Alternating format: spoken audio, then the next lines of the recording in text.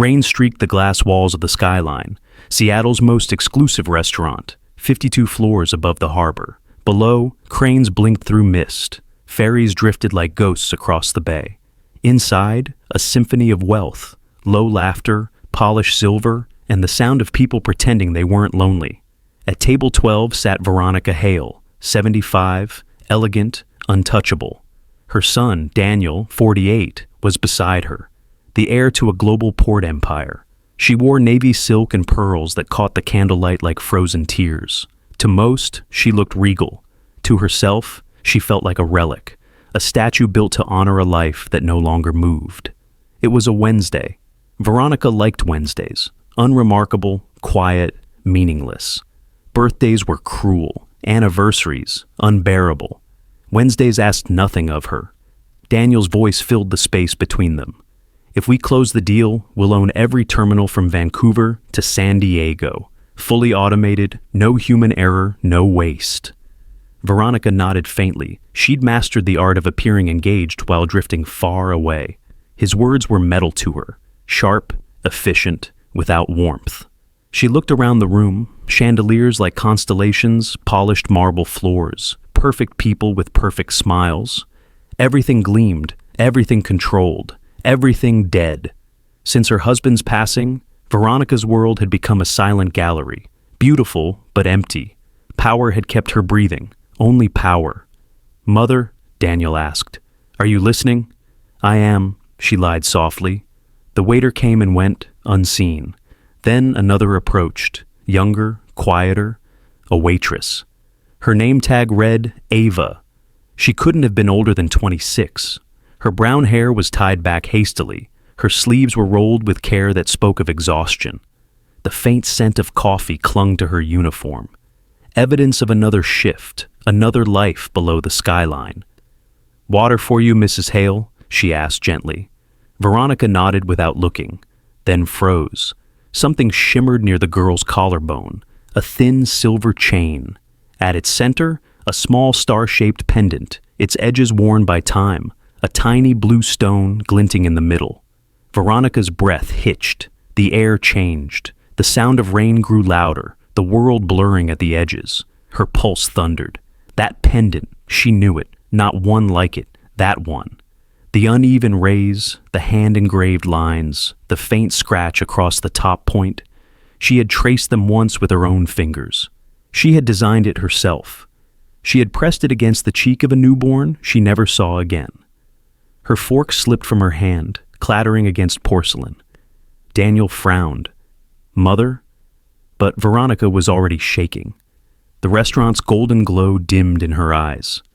"That necklace," she whispered, her voice barely human. "Where did you get that necklace?"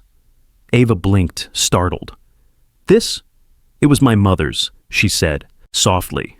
She gave it to me." The world stopped turning.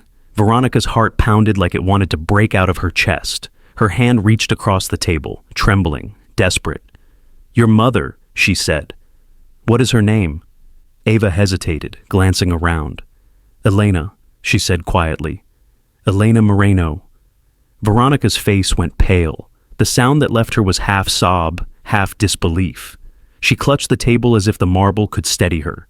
Daniel stood immediately, smoothing his tie, the gesture automatic. "I'm sorry, she's feeling unwell," he told Ava, voice clipped, professional. She mistook it for something else. But Veronica grabbed Ava's wrist before she could step back. Her grip was surprisingly strong. "No, don't go. Please."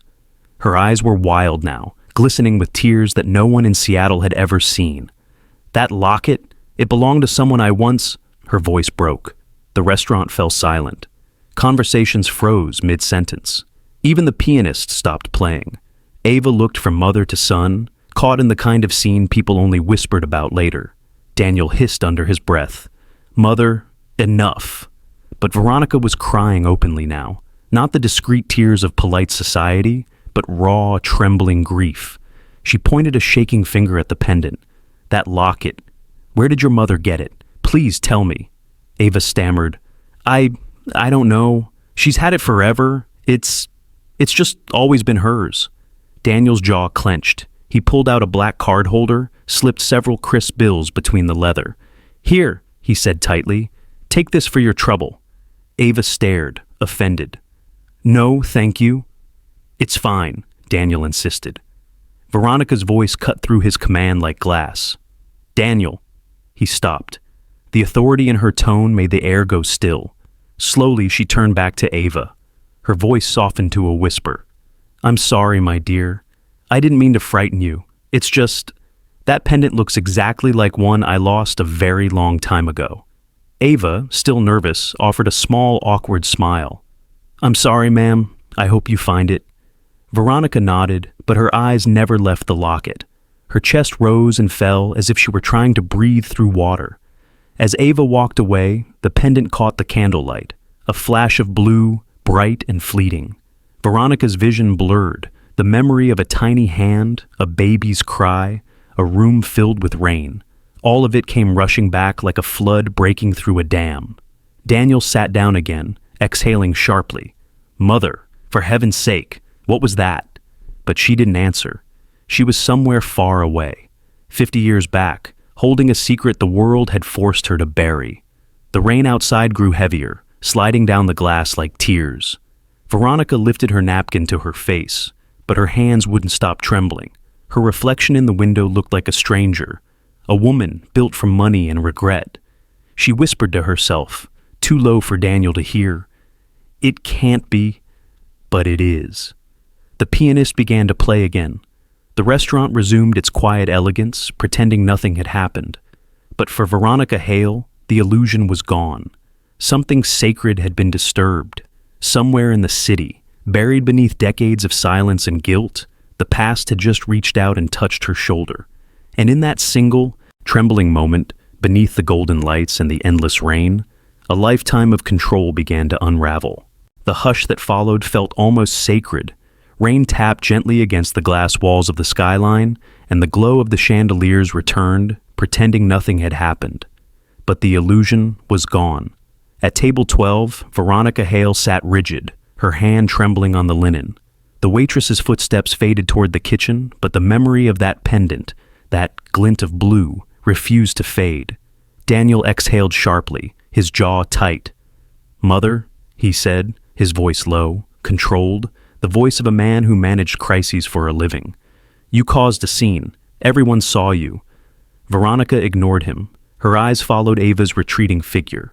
Her lips parted, words spilling out before she could stop them. $15,000, she whispered. "For the locket?" Daniel blinked. "What?" "I'll give her $15,000 right now, in cash. That piece of jewelry belongs to me." Heads turned at nearby tables. A ripple of whispers moved through the golden quiet. Daniel leaned closer, his patience cracking. "Mother, stop!" But she was already waving for the maitre d'. Her voice, once trembling, now carried the steel of command that had built an empire. "Tell that young woman to come back," Veronica said. "Please." Jean-Paul, the maitre d', hesitated. "Mrs. Hale, perhaps now." A few moments later, Ava appeared again, hesitant, wiping her hands on her apron. She looked nervous, unsure whether she was being scolded or thanked. "I'm sorry, ma'am," she began. "If I—" No, Veronica interrupted, forcing a smile that was both fragile and feverish. "Please, sit for a moment." Ava shook her head quickly. "I can't, ma'am. I'm working." Daniel's voice cut through the tension, smooth but cold. "Then let's make this quick." He pulled his checkbook from his jacket, the pen clicking like a loaded weapon. "My mother believes that necklace once belonged to her. If you'd be kind enough to sell it, we'll compensate you generously." Ava's brows knit together. "Sell it?" "Yes," Daniel said, writing even as he spoke. $15,000, right now?" Ava's mouth fell open. $15,000. Her heart stuttered. That was more than she'd made in a year. More than enough to cover the medical bills that had kept her up at night, the ones she'd been dodging with minimum payments and hope. She glanced down at the pendant. It rested against her collarbone, small, cold, familiar. The thought of parting with it made something twist inside her chest. I can't," she said softly. Veronica leaned forward, eyes burning with quiet desperation. 20,000, Ava blinked. Ma'am? $20,000, Veronica repeated, her voice shaking but resolute. Cash. Tonight. A hush fell again. Even the pianist stopped mid-chord. Daniel pinched the bridge of his nose. Mother, please. But Veronica didn't hear him. She saw only the pendant, and in it, a reflection of the past, the echo of a baby's cry, the smell of salt and paint, the sound of a promise made and broken half a century ago. Ava's pulse thundered in her ears. $20,000. It was everything she needed, and everything she couldn't take. I'm sorry, she said again, her voice trembling but firm. It's not for sale. Daniel's expression hardened. Don't be ridiculous. It's a trinket. $50,000. You can quit this job tonight. Gasps fluttered around the room. The number hung in the air like lightning. Ava looked from Daniel to Veronica, the billionaire's son with the smooth contempt, the woman whose eyes shimmered with something deeper. $50,000. Her mother's medication, the leaking roof, the debt collectors. All could vanish with one signature, one surrender. Her hand went instinctively to her chest, covering the pendant. It felt warm against her skin, or maybe her skin was burning. My mother gave me this, she said quietly. It's the only thing she remembers. Sometimes she doesn't know my name, but she touches this necklace and smiles. She says, "That's your story." Veronica's lips trembled. Your story, she echoed under her breath. Ava nodded. So I can't sell it. I'm sorry. Daniel stood, fury flashing behind his polite smile. Unbelievable. Miss Moreno, was it? Let's not make this difficult. My mother isn't well, and frankly, you're being unkind. Ava took a step back. No, sir. I'm being honest. Her voice was barely above a whisper, but it carried. I can't sell what's not just mine. Daniel opened his mouth to retort, but Veronica raised a hand, elegant, trembling, commanding. Stop, she said softly. Please. For a long moment, she simply looked at Ava, not as a waitress, not as an inconvenience, but as something unbearably familiar. The way the girl stood, protective, defiant, holding on to something small and precious, it tore open a memory Veronica had tried to bury under marble and money. Her eyes glistened again, and this time she didn't hide it. You remind me, she said quietly, of someone I used to know, someone brave. Ava hesitated, unsure how to respond. Daniel, desperate to end the spectacle, slid his card across the table. Please, he said, every word tight with restraint. Take this. If you reconsider, call me tomorrow. The offer will still stand. Ava didn't even look at it. No, thank you, she said softly, stepping back.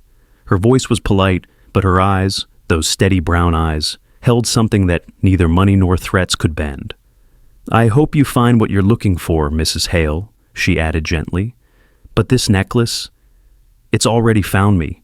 And with that, she turned and walked away. Her footsteps were steady at first, then faster, her breath shaking as she disappeared behind the swinging doors to the kitchen. The room exhaled with her departure. Conversations resumed, soft and uneasy, as if nothing extraordinary had happened. Daniel sat down, muttering, She'll be back. Everyone comes back for money. But Veronica didn't answer. Her eyes stayed fixed on the kitchen doors, on the echo of that silver pendant glinting one last time before vanishing into the noise of ordinary life. In her chest, something fragile, something that had lain buried for half a century, began to tremble awake. A waitress had refused $50,000, and Veronica Hale, who had spent her life buying everything she ever wanted, realized there were still things money could not touch. She pressed a trembling hand against her heart and whispered to no one. She's not coming back for money. She never will. Daniel sighed, checking his phone, pretending the world was still predictable. But his mother's gaze stayed fixed on the space Ava had left behind, a space that felt, suddenly, like the only thing in the room that was alive. The morning after the incident, the city looked washed clean, but hollow. Seattle under a cold gray sky. The Hale penthouse sat above it all, a glass fortress overlooking the bay. Inside, the air was sharp with silence. Veronica Hale sat by the window, a porcelain teacup untouched beside her. Below, cargo ships moved through the fog like silent memories. She had not slept. The image of the waitress, of Ava clutching that starburst locket, looped in her mind without mercy. Behind her, Daniel's reflection appeared in the glass. He was already dressed for battle, immaculate charcoal suit, silver tie, jaw set in quiet frustration.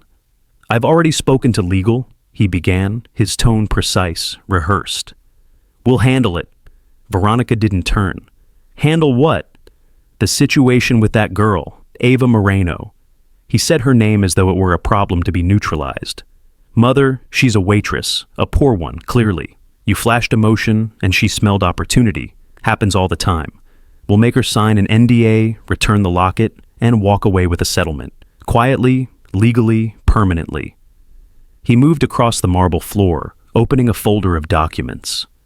"Our attorneys can draft a claim of stolen family property. If she refuses, we can threaten a civil suit. I'll keep your name out of it, of course." Veronica finally turned her gaze toward him, calm, steady, but cold. "No." Daniel blinked. "No. No lawsuits, no NDAs, no threats." "Mother," he said, trying to keep the exasperation from breaking through, "you cried in public over a necklace. The press would feast on that. It's my job to protect the Hale name. You don't understand what these people do when they smell wealth." Veronica rose slowly, the silk of her robe whispering against the floor. "And you don't understand what wealth has done to us."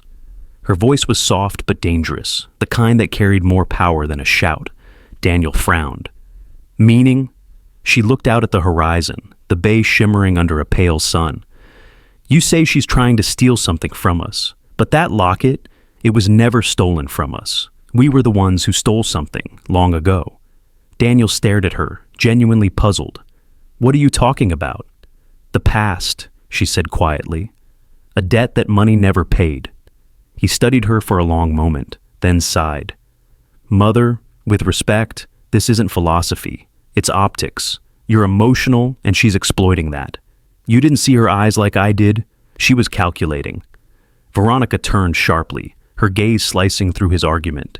"You didn't see her hands?" "Her hands?" "They were trembling," she said. "Not from greed, Daniel, from fear." That silenced him for a beat. "Mother, you're tired," he said finally, softening his voice. "Let me take care of it. I'll make sure this all disappears." Veronica smiled faintly, the kind of smile that meant the conversation was over, but behind her calm eyes, resolve was hardening. When Daniel left the room, she picked up her phone. Moments later, the elevator chimed, and a man in a dark coat stepped into her glass penthouse. His presence was discreet but heavy. Marcus Quinn, private investigator, former military intelligence, a man Veronica had once trusted, with problems that could never exist on paper. "Mrs. Hale," he greeted, bowing his head slightly. "Marcus," she said, gesturing for him to sit. "It's been a while." 8 years, he said, "since that shipment issue in Panama." "Yes," Veronica said softly. "And you handled it without anyone ever knowing. I need that same silence now, but not that same approach." He opened a small notepad, pen poised. "Understood. What are we looking for?" "A young woman named Ava Moreno," Veronica said. "She works at a restaurant called Skyline, possibly lives near the harbor. Find out where she lives, who her mother is, what their situation is. But listen carefully, Marcus." She leaned forward. "Do not frighten them. Do not threaten them. I want information, not intimidation." Marcus nodded slowly. "And if there's leverage?" "There isn't," she said firmly. "There's only truth, and I want it." He studied her expression for a moment, the unshakable calm of a woman who had once ordered the downfall of shipping competitors without blinking. But now her tone carried something else. Guilt. "I'll be discreet," Marcus said, tucking his notepad away. "Good," Veronica replied, standing to her full height. "And, Marcus, please hurry." When he left, the silence in the penthouse felt larger than before. Moments later, Daniel reappeared, phone in hand, his expression unreadable. "You're hiring Quinn?" he asked. Veronica's shoulders stiffened. "Yes." "Then I'll handle it my way too," he said. She turned slowly, eyes narrowing. "What do you mean, your way?" Daniel slipped his hands into his pockets, voice calm and polished, the way he sounded in boardrooms. "I'll use our internal risk team. They'll run a full social trace, medical records, lease agreements, employment history. If she's in debt, if she's behind on rent, if her mother has unpaid hospital bills, we'll own every thread of her life by tomorrow morning." Veronica's voice dropped to a whisper. "Daniel?" He ignored her tone. "Then we'll tighten the screws. Pressure from the landlord, calls from creditors. She'll come crawling with the necklace and beg for a settlement." "Stop it," Veronica snapped. "That girl has done nothing wrong." Daniel's eyes hardened. "She embarrassed you, Mother, publicly. The board already called about it. People talk. You may think this is about guilt or nostalgia, but I'm trying to contain damage." Veronica's hands trembled slightly, from anger, not frailty. "Do you even hear yourself? You're talking about a human being like a file to be deleted." He sighed. "That's what it takes to survive in our world." Her next words came out like ice. "Then perhaps our world is what needs to die." They stood in silence, mother and son, empire and conscience, facing each other across the gleaming floor of a penthouse that felt more like a courtroom. Daniel's jaw tightened. "You're making a mistake." Veronica's reply was quiet, final. "I made one 50 years ago, Daniel. I won't make another." He left the room without another word.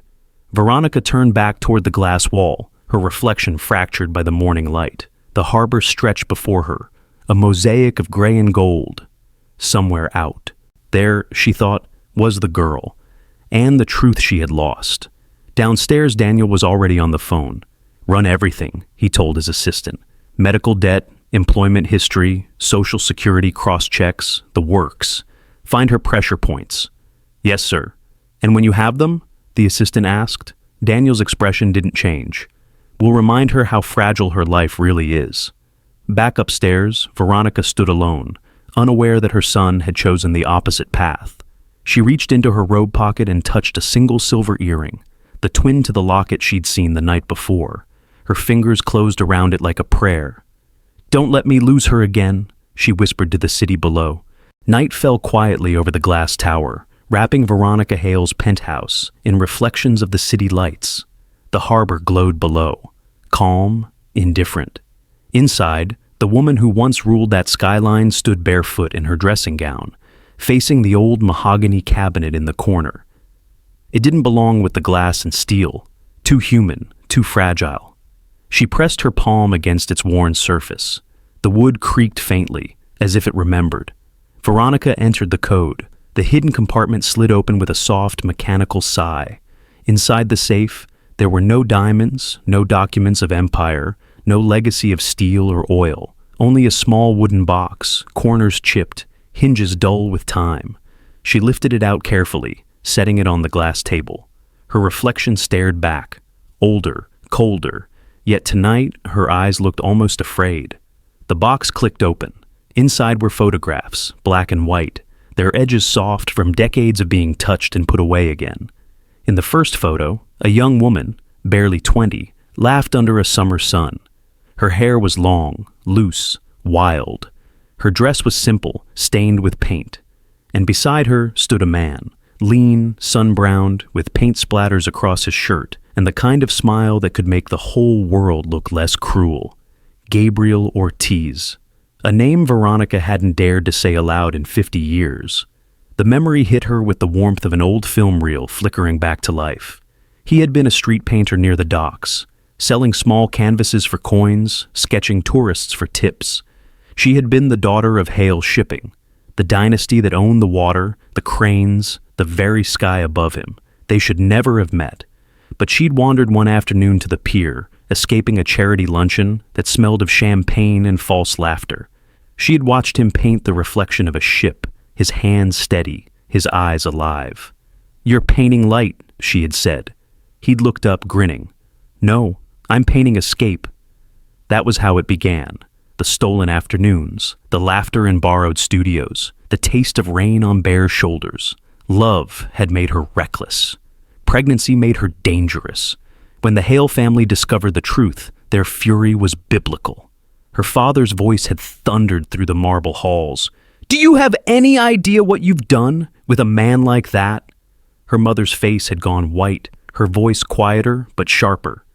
"You will not destroy this family, Veronica, not for a mistake." They used words like stain, ruin, disgrace, as if love were dirt that could be scrubbed away. Within days, she was gone, taken from Seattle in the dead of night, hidden in a countryside estate her parents called a recovery home. It was a place for wayward girls. The air smelled of bleach and fear. The windows were barred not to keep people out, but to keep shame in. Veronica was 19. She wasn't allowed to write letters. Every phone call was monitored. Her name was erased from the family's social calendar, her existence rewritten as illness. Months later, in the middle of a storm, she went into labor. Lightning flashed through the curtains as she screamed into a pillow, the nurse's gloved hands cold against her skin. No one called her by name. When the cries of a newborn finally filled the air, Veronica wept with something fierce and animal. A nurse tried to take the baby immediately, but she begged for one moment. "Please," she whispered, "just one." They hesitated. 1 minute, 2. She cradled the baby girl, tiny and perfect, her hair damp and dark as ink. The child's eyes opened, gray-blue, like stormlight through glass. She smiled through her tears. "Marisol," she whispered, "your name is Marisol." Not the one they would write on the paper, but the real one. The one made of love, not fear. From the door, a shadow appeared. Gabriel. He wasn't supposed to be there. He had bribed a nurse, broken rules, risked everything. His face was pale with exhaustion and paint and desperation. "Vera," he breathed, kneeling beside her. "I came as soon as I knew. She reached out, touching his cheek, silencing him with a tearful smile. He pulled something from his pocket, a small bundle wrapped in cloth. "I made this," he said, voice shaking. "It's silver, my grandfather's cufflinks. I melted them down, hammered them by hand." Inside her palm, he placed a pendant, a starburst, each ray carved unevenly, raw with imperfection. At its center gleamed a tiny sapphire, blue like the ocean. "It's for her," he whispered, "so she'll always find her way back, to us." Veronica held it tightly, pressing it against the baby's blanket. Footsteps thundered down the hall, the sound of authority, of intrusion. "Gabriel, go!" she hissed. "If they find you, I'll come back for you both," he said, his eyes burning. "I swear it." But he never did. The door burst open. Hands pulled him away. The nurse ripped the child from her arms, and in that moment, as her daughter began to cry, Veronica slipped the pendant into the folds of the baby's blanket, hidden in the soft cotton against her heart. "Always find your way home," she whispered. Then the door slammed. They told her the baby was healthy, that she would go to a better family. They told her to forget. Her father came the next morning, immaculate in his tailored coat. He did not look at her. "This is the price of your rebellion," he said. "You will go back to the city. You will marry a man we choose. You will never speak of this again." And then, the words that had chained her for a lifetime. "You will forget, Veronica. No one must ever know. Hales do not bleed." She remembered the nurse's cold smile, the rain on the window, the way her empty arms ached long after the cradle was gone. That night, she had written the name Marisol on a scrap of paper and burned it, afraid that even ink might betray her. Back in the present, Veronica sat alone in her penthouse, the photograph of Gabriel trembling in her hand. She traced the curve of his face, the smudge of paint near his jaw, the life in his eyes. Her whisper broke the stillness. "I never forgot." Outside, thunder rolled faintly over the bay, the same sound that had echoed through that farmhouse 50 years ago. Veronica reached for the small velvet pouch in the box. Inside, wrapped in silk, was a matching earring, a silver starburst, missing its twin. The edges caught the light, reflecting faintly against the window. She closed her fist around it, the metal biting into her palm. "Marisol," she whispered, as rain began again against the glass. "If only I could find you before time runs out." Her reflection in the window blurred with tears. For the first time in half a century, Veronica Hale, the woman the world thought unbreakable, wept not for power, not for loss, but for the one name she had never been allowed to say aloud. The rain hadn't stopped since morning. a thin, endless drizzle that turned Seattle into a watercolor of gray and chrome. By the time Ava Moreno finished her second shift at the small cafe near the wharf, her body felt made of exhaustion. She tied her coat tighter and stepped out into the street, her sneakers splashing through shallow puddles. The city smelled of wet asphalt and coffee grounds. Her breath rose in faint clouds, visible against the yellow light of the street lamps. That's when the black SUV pulled up. It was sleek, silent, too clean for this part of town. The tinted window rolled down just enough for a man's voice to drift through. Polite, steady, practiced. "Miss Moreno?" Ava froze. "Yes?" The man smiled without warmth. "Mr. Daniel Hale would like a brief word. It will only take a few minutes. Please, step in." Something about the tone, not a request but a decision already made her chest tighten. I just finished work," she said, taking a step back. He gestured to the car. "Then it's the perfect time." Behind him, through the dark window, she saw a silhouette. Daniel Hale, sharp suit, sharper eyes, scrolling through his phone as if this conversation were an inconvenience. Ava swallowed hard and climbed in. The door closed with a muffled thud, sealing her inside. The car smelled faintly of leather and cologne. Outside, rain streaked across the windows like veins of silver. Inside, the air was too still. Daniel didn't look up at first. He spoke without raising his eyes. "You've been difficult to reach." Ava's fingers twisted the strap of her bag. "Because I said I didn't want to talk to you." Now he looked at her. His smile was polite in the way that threats are polite. "And yet, here you are." He nodded to the man in the passenger seat, who turned and handed Ava an envelope. Thick, crisp, heavy. Daniel gestured to it. "That's a formal non-disclosure agreement, along with a certified check for $80,000. Ava blinked. $80,000? "Tax-free," Daniel added smoothly.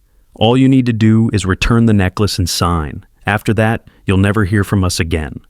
Ava didn't reach for it. "I told your mother it's not for sale." "Yes," Daniel said, his voice flattening. "You did, but you may want to reconsider." He leaned forward slightly, elbows on his knees, eyes cool and deliberate. "We know about your situation, Miss Moreno. Your mother's health, her care, her medical bills, substantial, aren't they?" Her pulse quickened. "How do you—" He raised a hand, cutting her off. "We also know about the state social worker, the one reviewing whether your apartment is a suitable environment for someone with cognitive decline." Her throat went dry. Daniel's tone remained calm, conversational. "It would be a shame if they decided it wasn't. The paperwork can shift, you know. Names, signatures, reports. One misplaced file and—" He snapped his fingers lightly. "Your mother is moved to a state-run facility before the weekend." Ava stared at him, horror flickering behind her eyes. "You can't—" "I can," he said simply. "And I will. Unless, of course, you take the easier road." He slid the envelope closer. The paper whispered against the leather seat. $80,000, Miss Moreno. Your rent, paid, your mother's care, handled privately. A new start, free from worry. All you have to do is give back what isn't yours." Ava's voice cracked. "It is mine." He tilted his head, curious. "How so?" "My mother gave it to me." She lifted the pendant slightly, the small starburst glinting faintly in the dim light. "It's the only thing she remembers. Some days she doesn't know my name, but she knows this." Daniel's lips curled faintly, as if humoring a child. "So, it's sentimental." "It's not sentimental," Ava whispered. "It's her memory. It's her life." He exhaled, bored now. "Miss Moreno, everything has a price. You just have to decide what yours is." Ava shook her head, her fingers clutching the pendant instinctively. "You don't understand." He leaned back, voice softening, too smooth, too controlled. "No, I understand perfectly. You're young, you're frightened. You think holding on to this trinket gives your life meaning, but I promise you, sentiment won't pay for medicine. It won't stop eviction notices. It won't keep your mother safe." Ava's eyes glistened. "And your money will?" He smiled faintly. "Money fixes things. Always has." Then, almost as an afterthought, he added, "But it can also break things, Miss Moreno. Very easily." Something in his tone changed, from persuasion to precision. You see, he continued, your landlord has been negotiating an insurance audit. There's a clause about medical hazard liability. If someone were to suggest your mother's condition presents a risk to other tenants, well, management might decide not to renew your lease. Nothing personal, just paperwork. Her voice trembled. You do that? I don't need to, Daniel said calmly. People do what they're told when they realize how small they are. The car rolled to a stop beneath a flickering streetlight. Rain ran down the windows like tears that refused to fall. Ava stared at the check. The number like a promise and a curse. She wanted to scream. She wanted to throw it at him, but her throat felt locked. Finally, she said, almost in a whisper, you talk about fixing things, but you don't fix. You erase. Daniel's brow furrowed slightly. Excuse me? You erase people, she said, finding strength she didn't know she still had. Anything that doesn't fit in your world, you make it disappear. My mother's story, her life, her memory. You call it a trinket, but that's all she has left. He regarded her as though she were speaking another language. Your mother's story doesn't concern my family. It should, Ava said quietly, because one day someone's going to erase you too. Silence. The driver shifted uncomfortably, glancing into the rear-view mirror. Daniel's jaw tightened. Then he smiled again, that same elegant, empty smile. You're braver than I expected, he said. Foolish, but brave. He tapped the envelope once more. Take it. I'm offering mercy. It won't come again. Ava didn't move. She reached up and clutched the locket, pressing it to her chest like armor. This isn't about mercy, she said softly. It's about control, and you can't buy that. The car was silent except for the sound of rain. Daniel studied her a moment longer, then gave a small, dismissive nod. Suit yourself.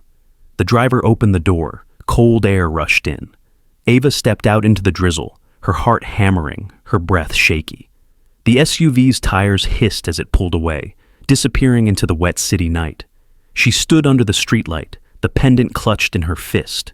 The check still sat on the seat where she'd left it, worthless to her. A gust of wind cut through her coat, but she barely felt it. All she could hear were her mother's words echoing from years ago, faint, almost lost. That's your story. It'll keep you safe. Ava looked down at the silver starburst, the tiny blue gem catching the streetlight. It wasn't just jewelry. It was proof that her mother had existed, and that love could still defy the kind of power that thought it owned everything. The wind was fierce that night, pushing rain sideways across the narrow streets of the Port District. Ava's shoes were soaked by the time she reached the rust-streaked stairwell that led up to their apartment. The air smelled of salt, damp plaster, and the sea. She climbed the last flight, her breath shallow, her mind replaying Daniel Hale's voice, cold, unshakable, echoing in her skull like a judge's verdict. We can make things very difficult, Miss Moreno. Her hand shook as she turned the key. The door creaked open into the faint hum of a heater struggling against the cold. The apartment was dim, lit only by the orange glow of a single kitchen bulb. Inside, her mother, Elena, sat by the window in her worn robe, her frail figure outlined by the faint blue wash of rainlight seeping through the curtains. For a moment, Ava thought she was asleep. Then her mother's voice, weak but startlingly clear, broke the stillness. They came for the necklace, didn't they? Ava froze in the doorway, her wet coat dripping onto the linoleum. Mom, what did you just say? Elena turned her head. Her eyes were open, not clouded, not wandering. They were lucid, sharp in a way Ava hadn't seen in months. They want the necklace, she repeated softly, her voice trembling. I told you they would. Ava dropped her bag and knelt beside her. How do you know that? Elena gave a faint, sad smile. Because they always do. The kettle on the stove clicked off, and the only sound was the distant hum of traffic through the rain. Ava pulled up a chair, her heart pounding. Mom, please, I need you to tell me what you mean. What do you remember? For a long moment, Elena said nothing. Her thin fingers brushed the edge of the locket resting against Ava's chest, tracing the starburst pattern as if reacquainting herself with something sacred. When she spoke, her words came slow, deliberate, each one carrying the weight of a secret she'd carried too long. There was a man, she whispered. He said the stone was the color of the bay, the way it looks right before dusk. He said, so she'll always find her way back to the shore. Ava leaned closer, afraid to breathe. Who said that, Mom? Elena's gaze drifted to the rain-streaked window. Her reflection looked ghostly in the glass. The man who gave me this, she said, touching the pendant gently. He made it himself. Silver melted, shaped by hand. He told me it was for the baby. Ava felt her stomach drop. The baby? Elena nodded slowly. The one they took. Her voice broke on the last word, and her eyes filled with tears that trembled, but did not fall. They said I couldn't keep her. They said I wasn't suitable, that she'd be better off with them. The lawyers came first. One of them, a tall man with a voice like glass, said everything would be taken care of. Ava's pulse quickened. She had never heard her mother speak this clearly, out about the past. Usually her stories came out fractured, tangled between timelines. One moment about her childhood, the next about a life Ava had never known. But this was different, coherent, hauntingly precise. Mom, Ava whispered, who were they? Elena's lips trembled. The family, the ones who owned the docks, the ones who built the towers. They said I had no right. They told me to sign the papers, or the child would disappear anyway. She laughed bitterly, a sound too hollow to be laughter. I signed, but I never forgot. Not the baby's face, not his hands when he made this locket, not the smell of the sea that night. Ava's eyes burned. Mom, are you saying they took your baby? That someone? They took her, Elena interrupted sharply, her voice trembling.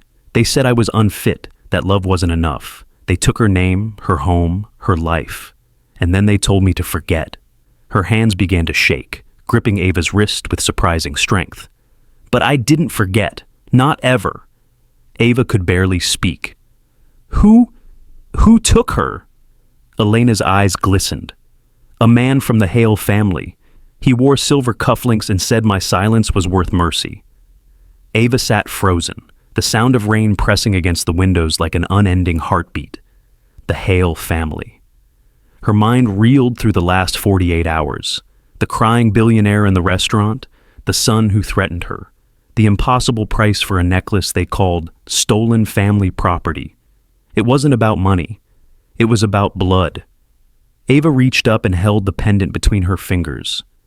This necklace, she whispered, wasn't a gift. It was evidence. Elena didn't seem to hear. She was staring at the small flame of the stove, her voice dropping into a whisper, half memory, half confession. They said the locket had to go with her. The nurse promised she'd keep it safe. She told me the mother would see it one day and know that it was the only thing connecting them. Ava's throat tightened. The mother? Elena blinked, confused now, the clarity already fading. Yes, she was young. They said she came from money, but she loved the wrong man. They said the baby had to disappear, or everything would collapse.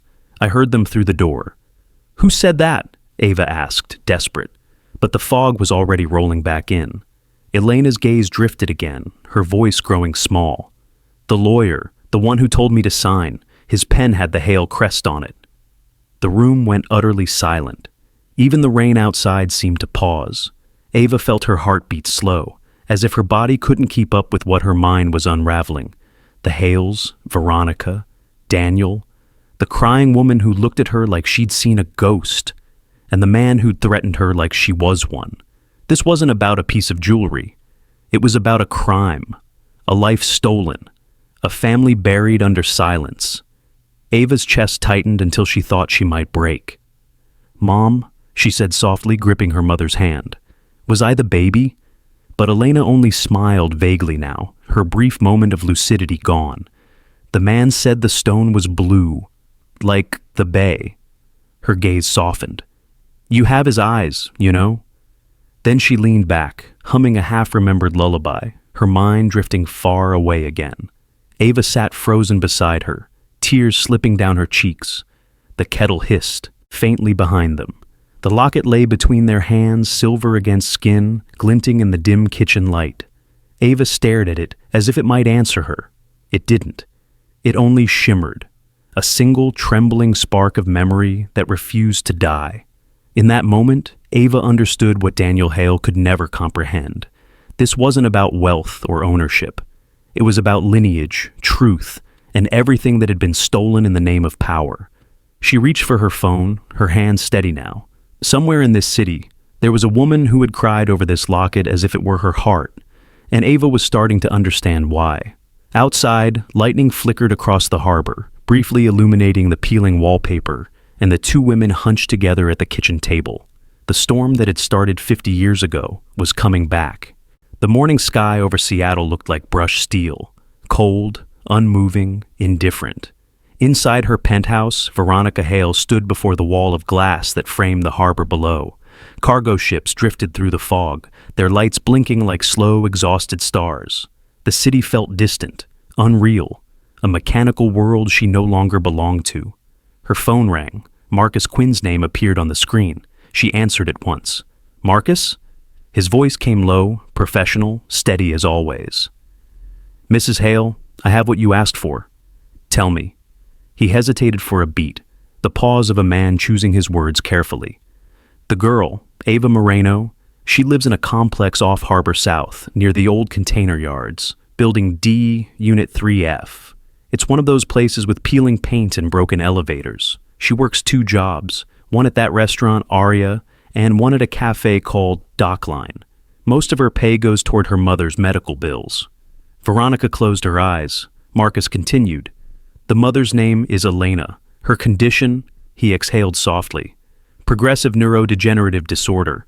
The files suggest early onset. She's losing speech patterns, memory, orientation. They're behind on rent, and I've confirmed that social services is reviewing whether she can continue home care." Veronica's breath caught, her grip tightening on the phone. It was like hearing her own past retold by another voice. Except, this time, she wasn't the victim of power. She was its source. Her reflection in the glass looked older than she felt. Not 75, but centuries. She spoke quietly. "She's about to lose everything, isn't she?" Marcus's silence was answer enough.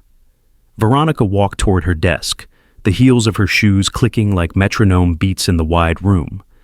"Do you know what this means, Marcus?" "I'm not sure I do, ma'am." "It means history is repeating itself," she said, her voice shaking. "Only the sides have changed. Once the rich stole a child from a poor girl. Now the poor girl's child is being stolen from her by circumstance." Marcus said nothing. He had worked for Veronica long enough to know when not to interrupt. Veronica's gaze hardened, the steel returning to her tone. "I don't want her file, I want her origin." "Origin?" "Yes." She drew a breath. "Don't focus on the daughter. Focus on the mother, Elena. Find her birth certificate. The original, not a hospital copy. Find the adoption records. I want to know who she was before she became Elena." Marcus frowned. Those records would be from the 70s, closed adoptions, sealed under privacy law. Even with my contacts. "Then use my contacts," Veronica cut in sharply. "The people who made those records vanish once can unearth them now. If we buried the truth, we can dig it up." There was a long pause on the line. Then Marcus said quietly, "Understood." Hours later, in his dim office near Pioneer Square, Marcus sat in front of 3 monitors flickering with digital noise. He was a man who trafficked in the invisible. Data, archives, erased names. The kind of ghosts that didn't haunt people, but haunted systems. On his desk sat a half-empty mug of coffee gone cold. Rain pressed against the windows, rhythmic and relentless. He had already pulled the easy parts. Ava's employment record, Elena's insurance rejections, hospital billing codes, the caseworker's notes from the Department of Social Services. But that wasn't what Veronica wanted. He was after something deeper. The roots. Using an old contact at the state's Vital Records Department, Marcus accessed the sealed adoption index. It was a labyrinth of locked entries, each line a story someone had paid to disappear. He scrolled through file after file until one flagged his attention. Russo Elena, born October 12, 1973. Facility, St. Mary's Home for Women. Adoptive parents, Paul and Clara Russo. Original record, restricted. Marcus leaned forward, his fingers hovering over the keyboard. "Restricted," he murmured, "not sealed. Restricted means someone left a key." He worked the system like a locksmith, bypassing layers of encryption until the screen blinked once, then yielded. A faded digital scan appeared. Yellowed paper, typed lines, handwritten signatures. He read the top line, birth name, Marisol Hale Ortiz. Marcus froze. The sound of rain vanished. His own breathing was the only thing he heard. He scrolled further down. Mother, Veronica Hale. Father, Gabriel Ortiz. For a long moment, he didn't move. It was as if he had stumbled across a landmine from a war long forgotten. And just by looking at it, history had started ticking again. He reached for his phone, dialing Veronica's number with careful precision. She answered immediately. Marcus, he hesitated, choosing his words with care. I found the record. Tell me. Her birth name was Marisol Hale Ortiz, he said. Born at St. Mary's Home for Women, Monterey County, October 12, 1973. On the other end, silence. Marcus continued, voice low. The original birth certificate lists two parents, mother, Veronica Hale, father, Gabriel Ortiz. There was the faintest sound, a gasp, stifled quickly. Marcus lowered his voice. Mrs. Hale, I assume that's accurate? Veronica didn't answer right away. Her hand trembled, the phone slick in her grip. The world tilted around her. The polished floor, the reflections, the skyline.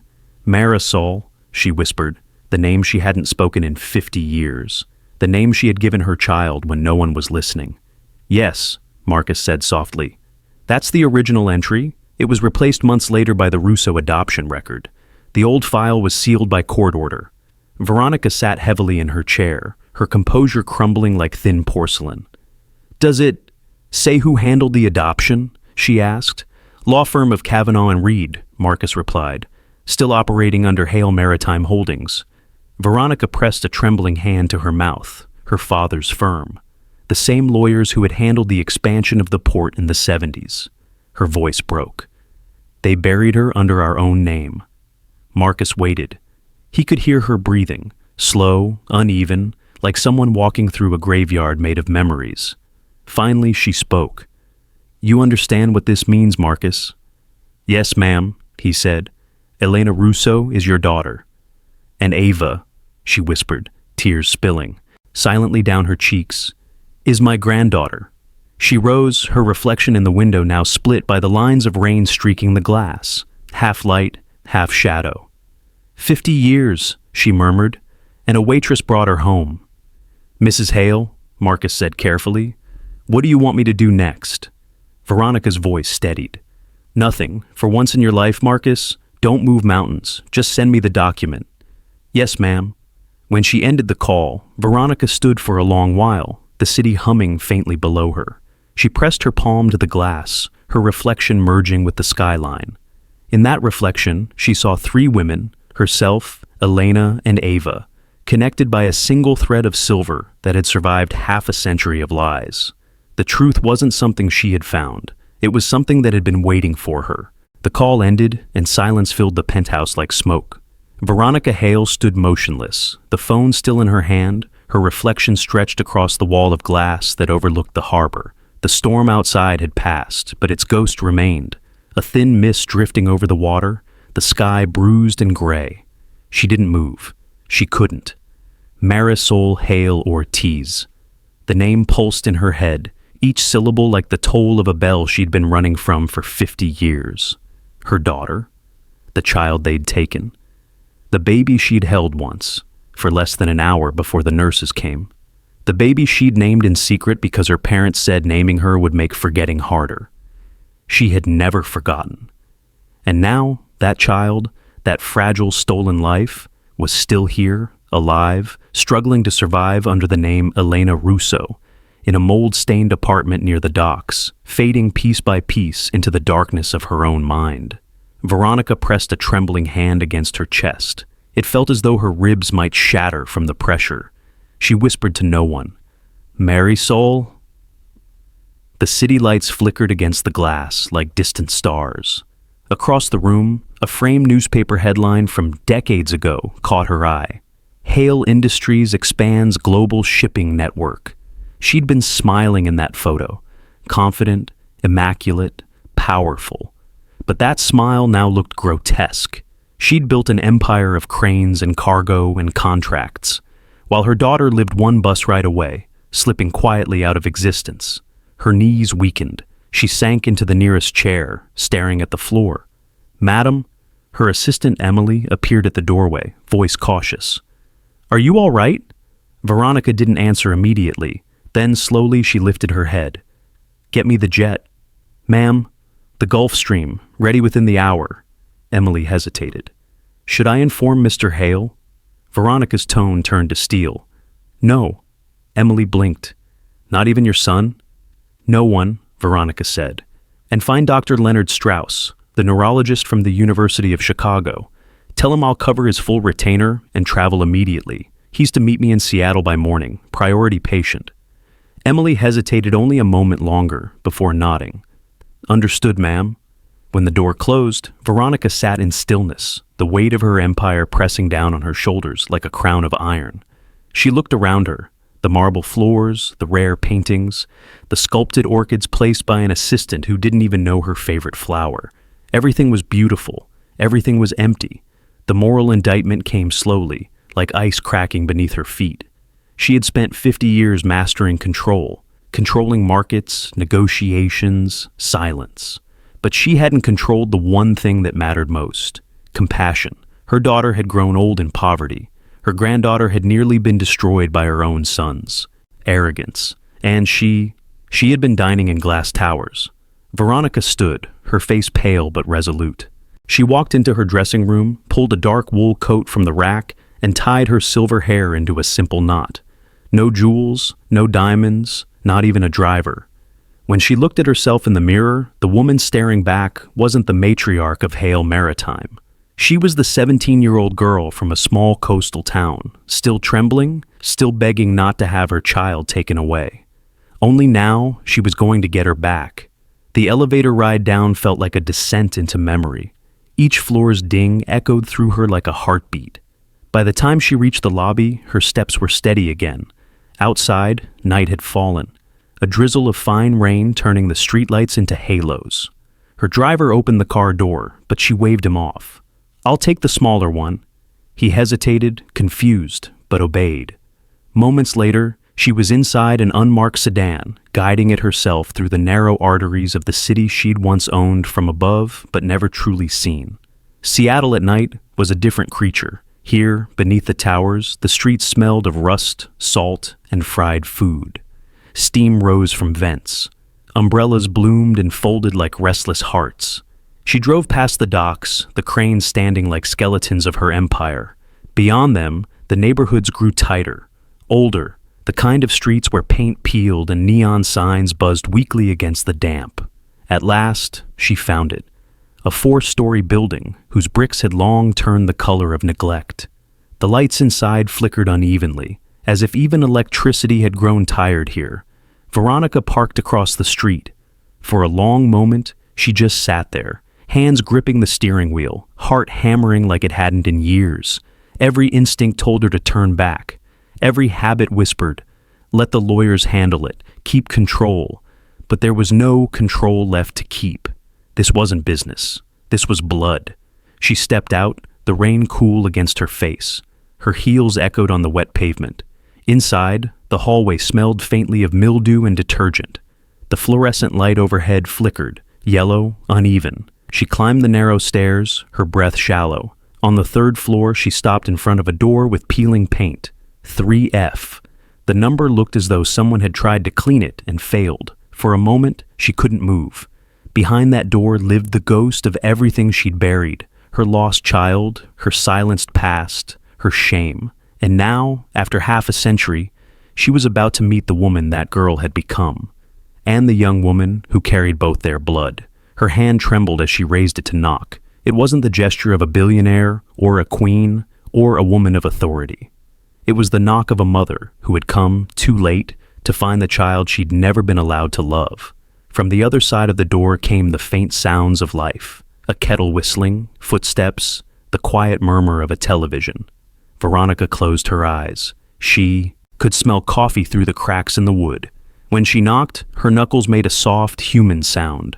Nothing like the sharp echo of boardrooms or marble floors. Just a quiet, trembling rhythm, like a heartbeat asking for forgiveness. She whispered under her breath, "Please, let them open." And somewhere deep in the apartment, a voice, young, wary, called out, "Who is it?" Veronica's throat tightened. For a heartbeat, she almost said my name, the way she used to, before everything changed. But that name, Veronica Hale, didn't belong here. She steadied her breath and said softly, "Someone who should have come long ago." There was a pause. The chain slid. The lock turned. Light spilled into the hall, faint and golden. Veronica's heart broke open as she saw the face that greeted her. The same eyes she'd seen in the mirror when she was 17. The same wary expression she'd once worn in the presence of power. And around the girl's neck, glinting in that weak light, was the locket, the one she'd made with Gabriel, the one she'd buried her soul inside.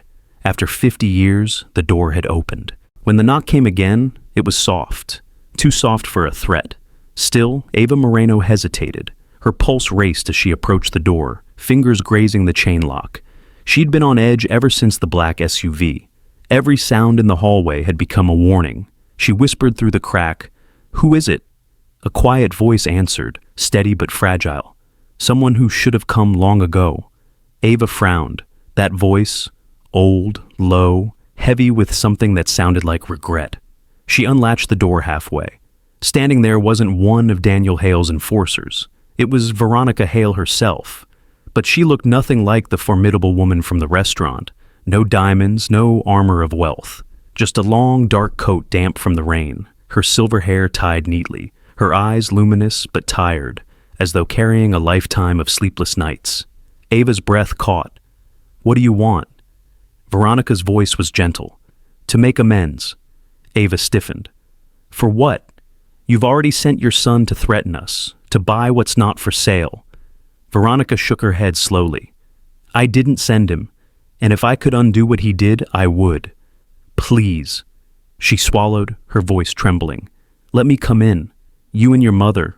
You're my family." The words didn't sound rehearsed. They sounded raw, real. Ava's hand trembled on the doorknob. Something in Veronica's eyes, that strange mixture of command and fragility, disarmed her. Against every instinct screaming, "Don't trust her," Ava stepped aside. Veronica entered quietly. The apartment smelled of tea and damp wallpaper. The floor creaked underfoot. She looked around, absorbing every detail. The chipped counter, the threadbare sofa, the medical supplies stacked neatly on a crate. Her throat tightened. Then her gaze found the figure by the window. Elena. The older woman sat in her usual chair, her robe drawn tight, her eyes unfocused on the rain-streaked glass. The television murmured softly to itself, forgotten. Veronica froze. It was like looking through time. Not 50 years, but 50 heartbeats. The curve of the cheek, the line of the jaw, the way her hair curled slightly at the temples. She took a trembling step forward, then another. Ava instinctively moved between them. "Don't..." But Veronica raised a hand, not to stop her, but to steady herself. "It's all right," she whispered. She stopped an arm's length away from Elena. For a moment, she simply looked, memorizing every detail of the face that was both foreign and achingly familiar. Then, softly, she said the name she hadn't spoken aloud in half a century. Marisol. The sound of it hung in the air, like the faint ring of a bell from another lifetime. Elena stirred. Her eyes blinked slowly, unfocused. Then she turned her head toward the voice. Something flickered across her face. Confusion, then a shadow of recognition so deep it seemed to reach past thought. Past illness into instinct. Her lips trembled. Veronica's hand lifted, uncertain, then rested gently against Elena's cheek. And like a child recognizing the scent of home, Elena leaned into the touch. For a heartbeat, the world stood still. Ava felt her chest tighten. She wanted to speak, to stop it, to demand explanations, but no words came. There was only the sight of the older woman, this billionaire, kneeling beside her mother's chair, weeping silently. Veronica's voice cracked through her tears. "I called you Marisol," she whispered. "They took you from me, but I never forgot your name." Elena blinked slowly, confusion giving way to something softer. the trace of an emotion she couldn't quite place.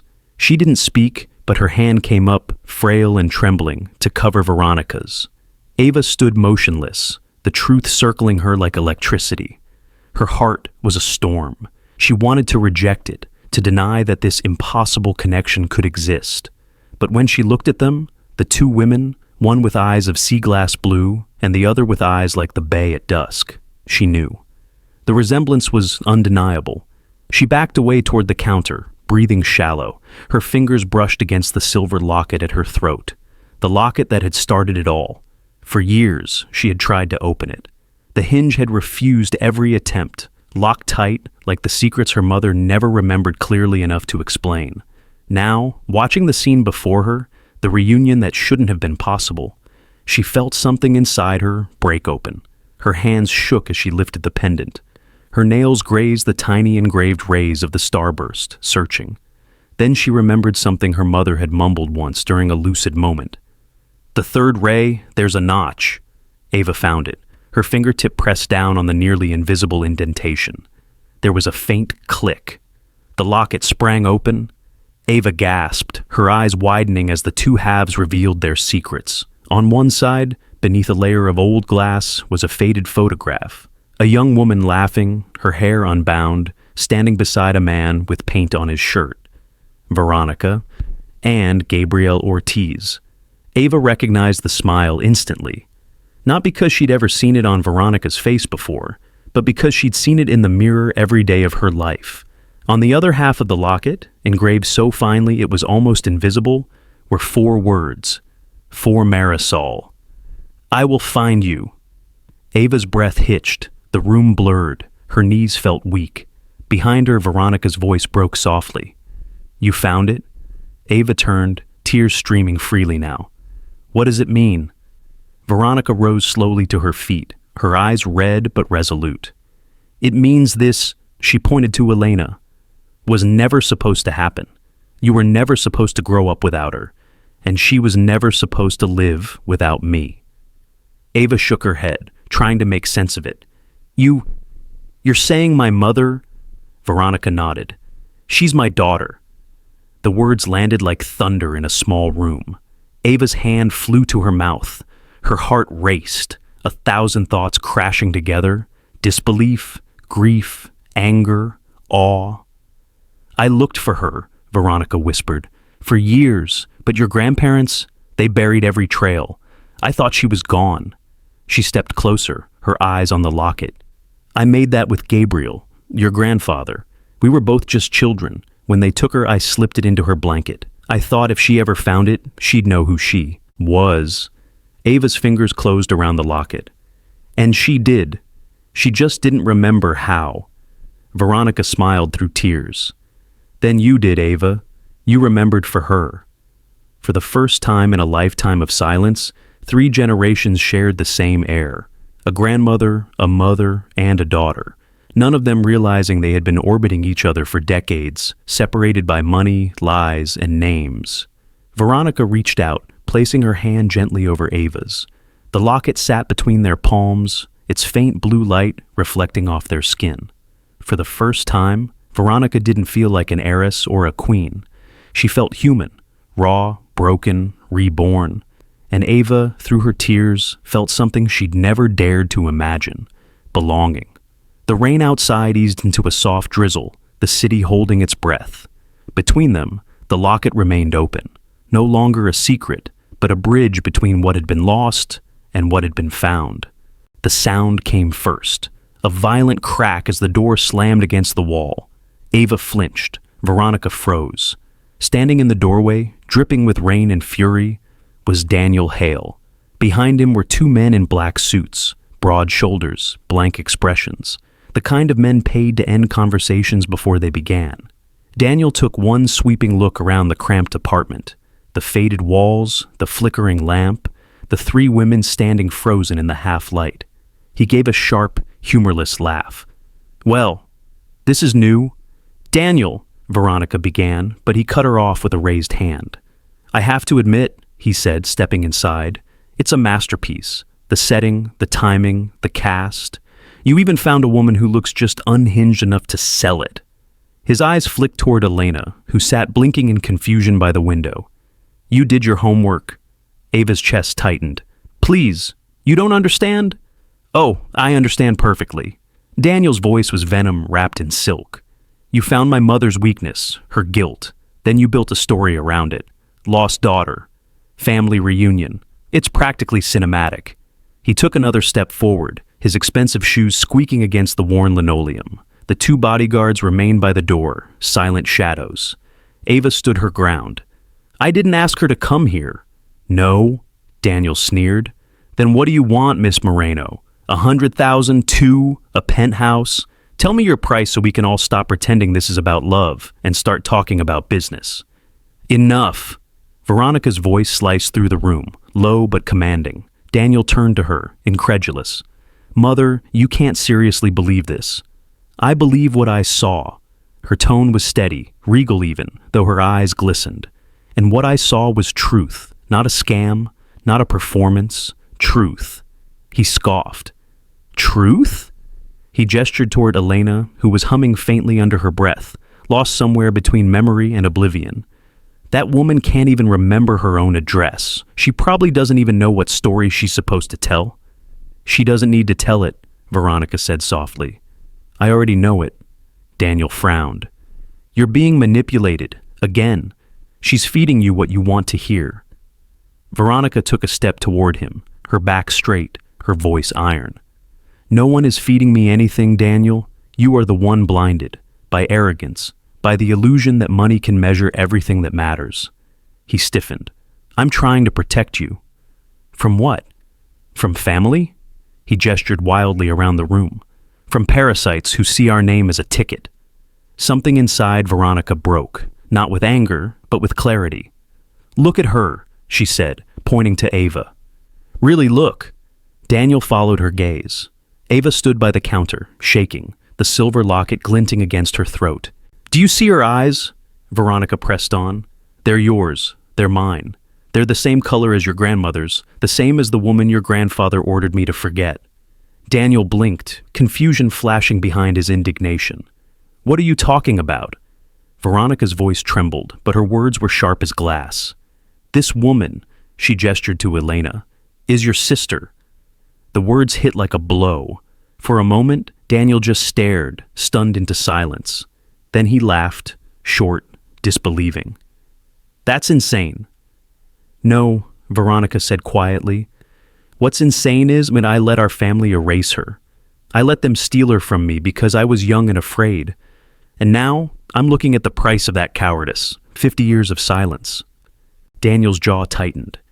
You expect me to believe that, after all these years, some random waitress just happens to show up wearing a trinket you once owned? Veronica's eyes narrowed. Not a trinket, a promise. Ava took a hesitant step forward. Her hands were shaking, but her voice was clear. Here. She unclasped the locket, holding it out between them. This, she said, was my mother's. She told me it was her story. Daniel's gaze flicked down, dismissive at first, then caught. The locket hung open. Inside, the faded photograph glimmered in the lamplight. A young Veronica, laughing beside a man with paint on his hands. Gabriel Ortiz. It was a version of his mother he had never seen. Free, unmasked, human. Beneath the photo, barely visible, were 4 words carved into the metal. For Marisol. I will find you. Daniel stared at the engraving, his breath shallow. The air in the apartment thickened. For the first time in his life, he had no words. Veronica's voice was quiet, almost kind. That's my handwriting, Daniel. That's your grandfather's sapphire. I made it when I was 17, before they took her from me. That woman over there, the one you call a fraud, is my firstborn child, which makes her your sister. Daniel's face went pale. His carefully sculpted composure cracked. No, everything you stand on, Veronica continued, her voice growing firmer, was built on lies. The lies our family told to keep its image clean. You inherited wealth from blood that was buried, not earned. You've used power as a weapon because you thought that's what survival meant. But you were wrong. He shook his head, stepping back as if the walls were closing in. You've lost your mind. No, Veronica said softly. I've finally found it. She took another step toward him. You think this is about transactions, Daniel, about control. But this, she gestured to Ava, to Elena, to herself, is the one thing money can't control: family, truth, redemption. Daniel's throat worked, but no sound came out. The certainty that had once been his armor began to fracture, piece by piece. Ava spoke then, her voice quiet but strong. You don't have to believe me. Just look at her. Daniel turned, meeting Elena's eyes. For the first time, he noticed something he hadn't before. A flicker of recognition. The way she watched Veronica, the softness in her expression. Something inside him, something buried under decades of entitlement and training, stirred. He saw not a scam, not a con, but a family he'd never known existed. He saw the photograph again in his mind, the inscription. For Marisol, I will find you. The words hit him with the force of a revelation. He whispered, barely audible, You really did. Veronica's expression softened. Yes, but I lost everything on the way. Silence filled the room, a silence dense with realization. The three generations stood like points of a broken triangle, the matriarch who had sinned by obedience, the daughter who had suffered by abandonment, and the granddaughter who had survived by defiance. And Daniel, the heir, stood between them, no longer sure which side of history he belonged to. His voice cracked. What do we do now? Veronica looked at him, tears glinting in her tired eyes. Now, we begin again? The storm had passed, but its echo stayed behind in the trembling silence. Daniel stood near the door, motionless. His face, usually a mask of certainty, was drained of color. The sharp edges that once defined him had collapsed.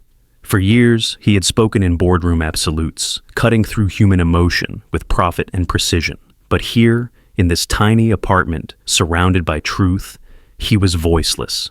He turned to look at his mother, not the formidable Veronica Hale who commanded ports and politicians, but a woman reborn through pain. She didn't shout. She didn't demand. She simply stood between him and the two women he had once threatened, with a quiet power that made every word sacred. Leave, Veronica said softly. Daniel's lips parted, but no words came. His throat moved. His eyes darted between her and Ava. He wanted to argue, to regain control, but the weight of guilt had already anchored him. With a single motion, he lifted his hand, a small gesture to the men in black behind him. They hesitated. Then, without a word, they left. The door clicked shut. For the first time, there were no walls of wealth or armies of lawyers between mother and son, only the wreckage of what privilege had destroyed. Daniel took a slow breath. His voice was small, uncertain. What happens now? Veronica didn't look at him. She stepped closer to Ava instead. Ava's eyes flickered, wary, exhausted, but alive. She didn't know whether to expect another offer or another demand, but Veronica's tone had changed. It wasn't a negotiation. It was a vow. You don't have to run anymore, she said gently. No one will touch your home. No one will threaten your mother again. Her hand trembled as she reached for Ava's, clasping it with surprising strength. I promise you that. Ava looked at her, confusion tightening her features. You don't have to. Yes, I do, Veronica interrupted, because I should have done it 50 years ago. She turned slightly, her voice steady, deliberate, every syllable shaped like a moral contract, not a business deal.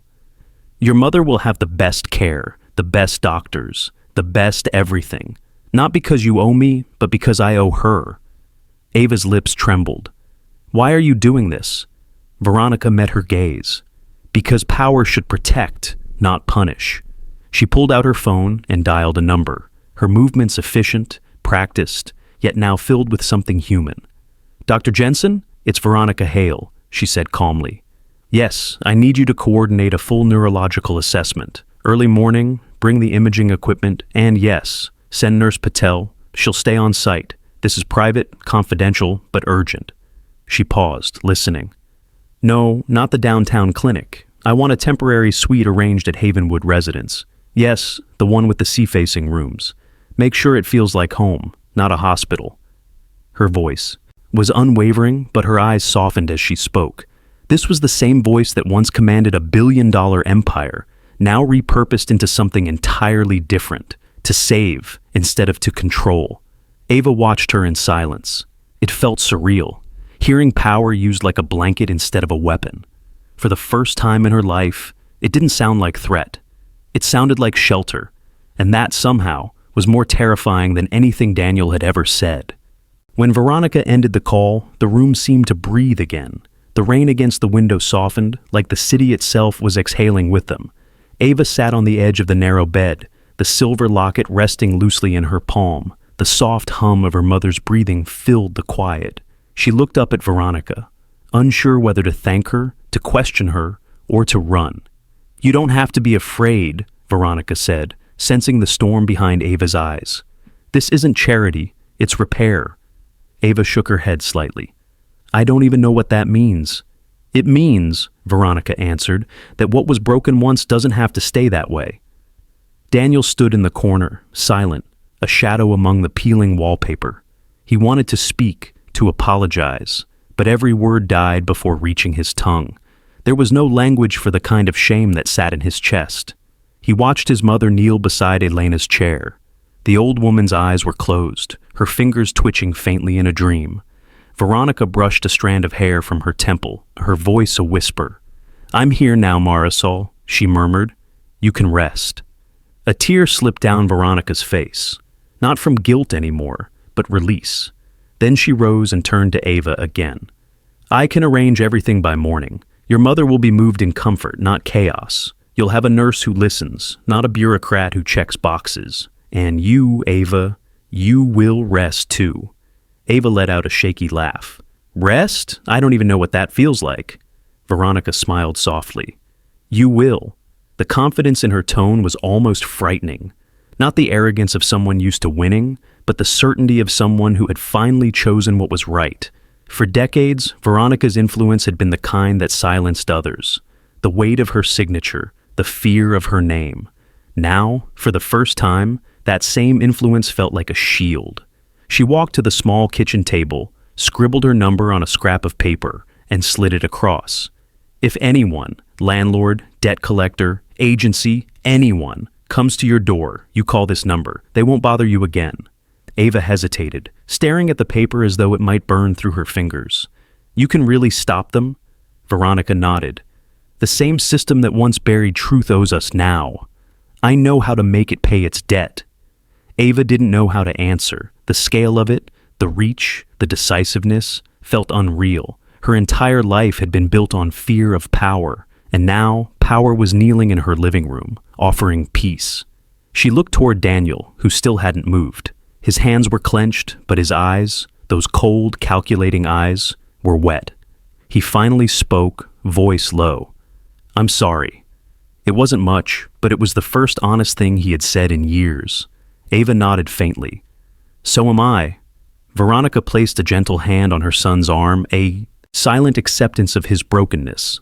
Then she turned back to Ava. "Tomorrow," she said, "we start over. No lawyers, no contracts, just a doctor, a daughter, and a chance to make right what never should have gone wrong." The air between them softened. Outside, a siren wailed somewhere in the distance, fading into the hum of the rain. Ava exhaled for the first time in what felt like years. The locket in her hand caught the light, the same blue as the bay at dawn, and for a fleeting second she saw it clearly. This was not a symbol of loss anymore. It was the beginning of something that might finally heal. The rain had stopped by dawn. A soft mist hung over the Seattle Bay, blurring the skyline into watercolor shades of blue and silver. In the old apartment, light crept through the blinds, touching everything it could not reach the night before. Veronica stood by the window, hands clasped before her. Her reflection in the glass no longer looked like the empress of an empire. It looked like a woman who had survived her own silence. Behind her, Ava was making tea. The scent of chamomile and damp air filled the room. Elena still slept in her chair, her breathing steady, peaceful, a kind of peace Ava hadn't seen in years. When Veronica turned, her voice was low, deliberate. "There's something you should know about your grandfather." Ava looked up. "My grandfather?" "Yes," Veronica said softly. His name was Gabriel Ortiz. The name felt strange and familiar at once, like a melody half remembered from childhood.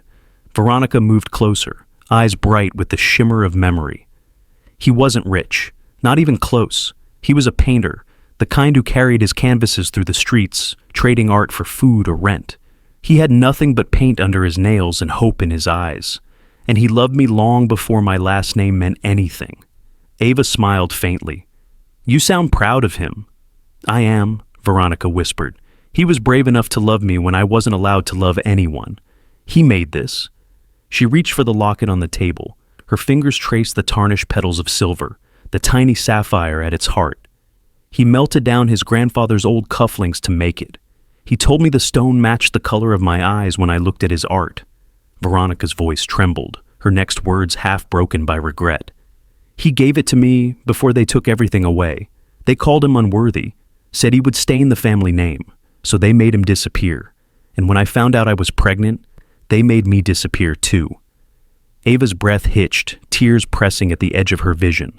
I was young, Veronica continued, and I let them decide. I let them say that the Hale reputation was more valuable than a child named Marisol. Her voice cracked, the composure finally unraveling. That was my crime, Ava. I was silent. I stayed quiet while my daughter grew up in poverty, while she got sick, while you worked yourself to exhaustion to keep her alive.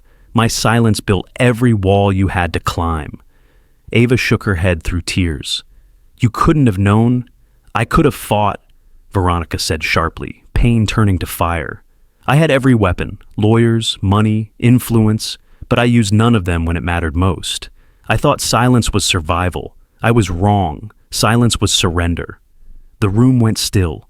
Even the city noise below seemed to pause. Ava stepped closer. Then why tell me now? Veronica met her eyes, the same gray-green reflection she had seen in his mirror half a century ago. Because if you let me, I will make this right. You and your mother will not have to fight anymore. Not alone. You are my blood, Ava, my family. The words landed like light breaking through a storm. For a heartbeat, Ava couldn't breathe. All her life had been spent in defense, against bills, against debt, against fate itself. She had never known what it felt like to be claimed. Her voice trembled. Do you mean that? Veronica nodded, tears glimmering. I mean it with every piece of what's left of me. Ava covered her face with both hands, the sobs finally breaking loose. Not the sound of despair, but release. Veronica moved forward, wrapping her arms around her, fragile yet fierce, like a woman holding on to the last truth that mattered. For a long while, neither spoke. The sound of the clock ticking was the only witness to the moment generations healed. When Ava finally looked up, her eyes were red but clear. What happens now? Veronica smiled through her tears. Now we remember him, Gabriel, and her, Marisol, and we keep their names alive. The world only buries stories when we let it. Ava nodded slowly. And Daniel? He'll learn, Veronica said quietly. I once taught him to measure the world by profit. Now he'll learn to measure it by decency. They both glanced toward Elena, still sleeping, her expression serene.